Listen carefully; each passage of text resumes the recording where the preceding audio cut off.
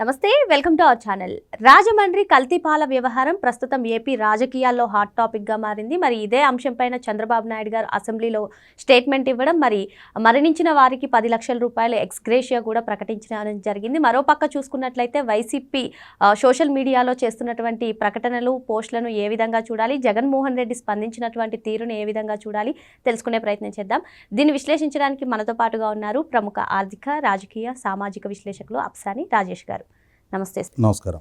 రాజమండ్రిలో ఏదైతే కల్తీ పాల వ్యవహారం ఉందో దానిపైన బాధ్యులు, నిందితుల్ని కఠిన చర్యలు తీసుకుంటామని చెప్పి ఒక పక్క చంద్రబాబు నాయుడు గారు చెప్తూనే ఉన్నారు సార్. మరోపక్క ఇన్నాళ్ళు నీ పాలనలో కల్తీ మద్యం చూసాం, ఇప్పుడు కల్తీ పాల అంటూ వైసీపీ అధికారిక హ్యాండిల్లో వస్తున్నటువంటి పోస్టులను ఏ విధంగా చూడాలంటారు? అదేవిధంగా జగన్మోహన్ రెడ్డి గారు స్పందించినటువంటి తీరుని ఎలా చూడాలంటారు? రాజమండ్రిలో గణేశ్వరరావు అనే ఒక పాల వ్యాపారి, ఇప్పుడు మనకు తెలిసి బ్రాండెడ్ డైరీస్ ఉంటాయి. ఆ బ్రాండెడ్ డైరీస్ వాళ్ళు వాళ్ళ మిల్క్ ప్యాకెట్స్ డిస్ట్రిబ్యూట్ చేస్తూ ఉంటారు. అలా కాకుండా విలేజెస్లో రైతుల దగ్గర పాలు కొనుగోలు చేసి టౌన్స్కి తీసుకొచ్చి ఇళ్ళ దగ్గర పాలు పోసే వ్యాపారస్తులు ఉంటారు. అది వాళ్ళ జీవన భృతి. మనం ఏ టౌన్ చూసుకున్నా, అంటే చుట్టుపక్కల సమీపంగా ఉన్న గ్రామాల నుంచి ఉదయాన్నే 2 వీలర్స్ మీద క్యాన్లు పెట్టుకొని టౌన్స్కి వచ్చి వాళ్ళు వాళ్ళ ఖాతాదారుల ఇళ్లలో ఆ పాలు వాళ్ళకి, అంటే కొంతమంది ½ లీటర్ పోయించుకుంటారు, కొంతమంది లీటర్ పోయించుకుంటారు. అలా వాళ్ళకి ఉన్న వాడిక ప్రకారం ఆ పాలు పోసి వెనక్కి వెళ్ళిపోతూ ఉంటారు. అలాగే గణేశ్వరరావు అనే అతను కూడా సుదీర్ఘకాలం నుంచి ఈ వ్యాపారంలో ఉన్నాడు.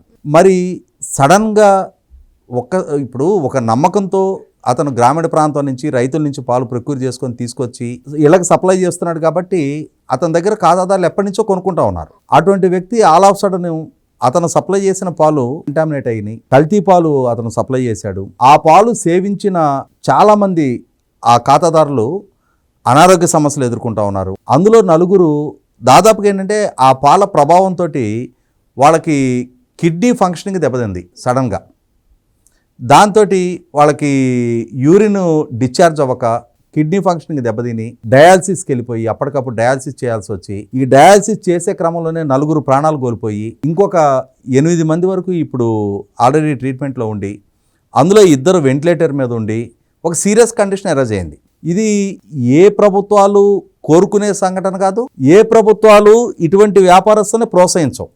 అయితే ఇక్కడ గమనించుకోవాల్సింది ఏంటంటే, ఒక సంఘటన జరిగినప్పుడు ఏ ప్రభుత్వం ఎలా స్పందించింది అనేది ముఖ్యం.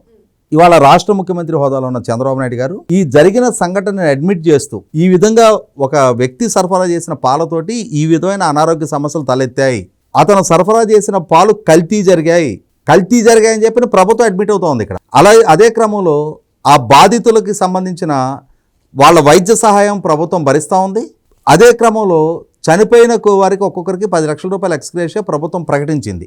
ఇది ప్రభుత్వం స్పందించిన తీరు. ఇదే అసెంబ్లీ రాష్ట్ర ముఖ్యమంత్రులుగా ఈరోజు చంద్రబాబు నాయుడు గారు ఉండొచ్చు, ఇంతకుముందు జగన్మోహన్ రెడ్డి గారు ఉండొచ్చు. ముఖ్యమంత్రి అనేది ఒక హోదా, ఒక వ్యవస్థ. నేటి ముఖ్యమంత్రి ఇలా స్పందించినప్పుడు మరి గతంలో కూడా ఈ రాష్ట్రాన్ని పరిపాలించిన ముఖ్యమంత్రి జగన్మోహన్ రెడ్డి ఎలా స్పందించాడు? ఇదే అసెంబ్లీలో ఇంకొక సంఘటన జరిగిన రోజు ఆయన ఏ విధమైన అభిప్రాయం వ్యక్తం చేశాడు అనేది కూడా చూద్దాం. ఎందుకంటే ఈరోజు జగన్మోహన్ రెడ్డి ఆహార నాణ్యత విషయంలో ప్రభుత్వ పర్యవేక్షణ లోపం కారణంగా ఈ సంఘటన చోటు చేసుకుందని చెప్తున్నాడు.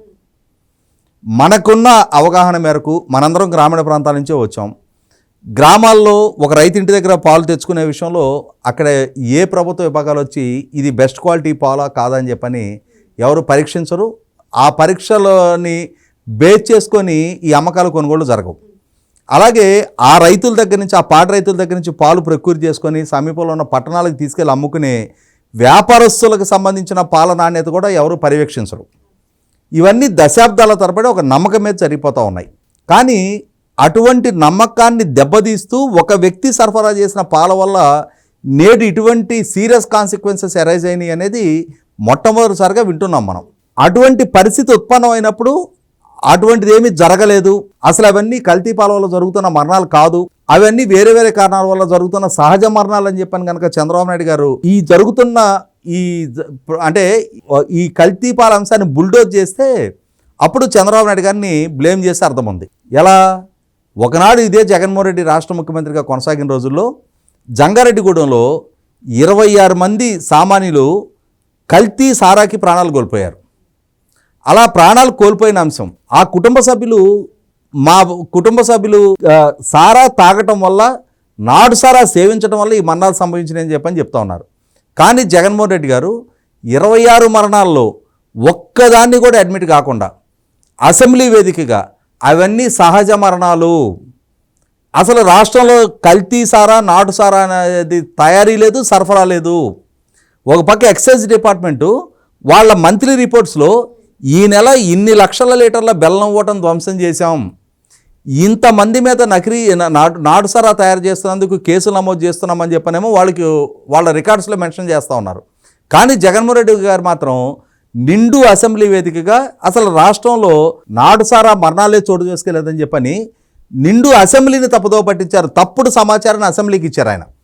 అసెంబ్లీకి తప్పుడు సమాచారం ఇవ్వటం అంటే రాష్ట్రానికి కూడా తప్పుడు సమాచారం ఇవ్వటమే.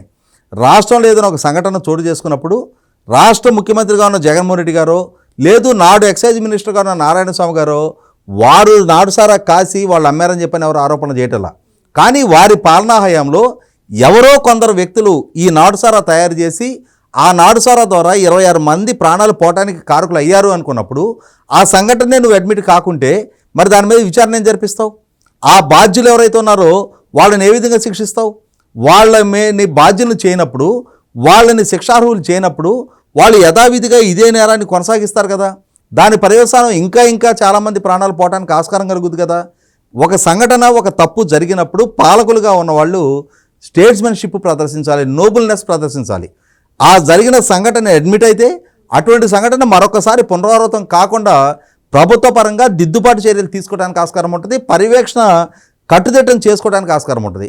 అలా కాకుండా ఇవాళ చంద్రబాబు నాయుడు గారు ప్రదర్శించిన నాటి ఈ స్టేట్స్మెన్షిప్ ప్రదర్శించక జగన్మోహన్ రెడ్డి ఆ రోజున తన పాలనా హయాంలో ఈ విధమైన సంఘటన చోటు చేసుకోవటమా అని చెప్పని ఒక రకమైన ఫాల్సిగోతో జరిగిన సంఘటన, పోయిన ప్రాణాలకి కనీసం మాత్రం విలువ ఇవ్వకుండా, వాళ్ళకి ప్రభుత్వ పరంగా ₹1 నష్టపరిహారం ఇవ్వకుండా అసలు జరిగిన సంఘటననే జరగనట్టుగా చిత్రీకరించాడు. ఇవాళ చంద్రబాబు నాయుడు గారు ఆయన పాలనా హయాంలో జరిగిన సంఘటన అడ్మిట్ అవుతూ ఉన్నాడు. భవిష్యత్తులో ఇటువంటి సంఘటనలు మరొకసారి రిపీట్ కాకుండా జాగ్రత్త తీసుకోవడానికి ప్రభుత్వం సన్నద్ధంగా ఉందని చెప్తా ఉన్నారు. కాబట్టి చంద్రబాబు నాయుడు గారికి జగన్మోహన్ రెడ్డి గారు ఈరోజు ఏదో ప్రభుత్వ పరంగా పర్యవేక్షణ గురించి ఆయన సలహాలు సూచనలు ఇవ్వడం చూస్తుంటే గురువింద గింజ సామెత గుర్తొస్తూ ఉంది. మరో అంశంతో మళ్ళీ కలుద్దాం. Thank you sir.